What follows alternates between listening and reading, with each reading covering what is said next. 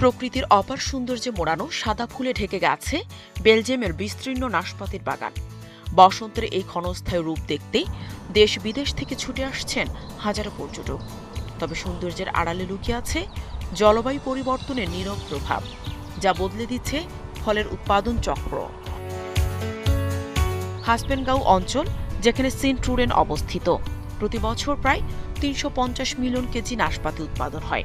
এটি ইউরোপের সবচেয়ে বড় কনফারেন্স বিয়ার উৎপাদনকারী এলাকা হিসেবে পরিচিত।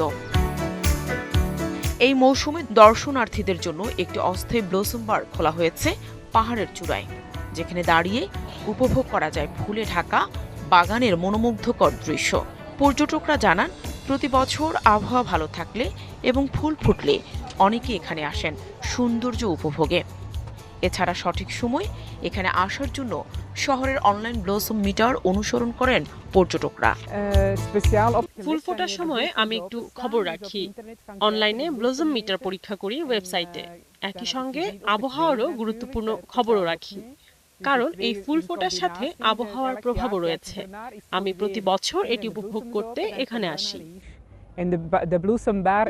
বিশেষজ্ঞদের মতে, আগের তুলনায় এখানে প্রায় ৩ সপ্তাহ আগে ফুল ফোটে এবং ফসল তোলার সময়ও সেপ্টেম্বর থেকে অগাস্টে এগিয়ে এসেছে।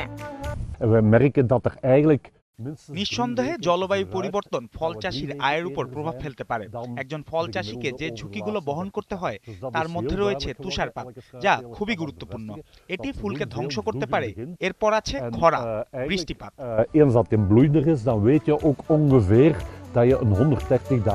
এছাড়া বসন্তকালীন তুষারপাত, শিলাবৃষ্টি এবং খরার মতো ঝুঁকিও বাড়ছে, যা কৃষকদের জন্য চ্যালেঞ্জ তৈরি করছে। সব প্রতিকূলতার মাঝেও ফুল ফোটার এই মৌসুমে হাজারো পর্যটক সাইকেল চালিয়ে এবং হেঁটে উপভোগ করছেন প্রকৃতির এই অনন্য সৌন্দর্য।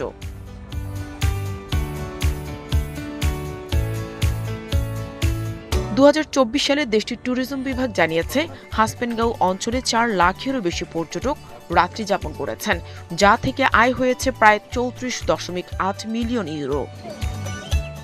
নাহিদা রিন্থি, ৭১।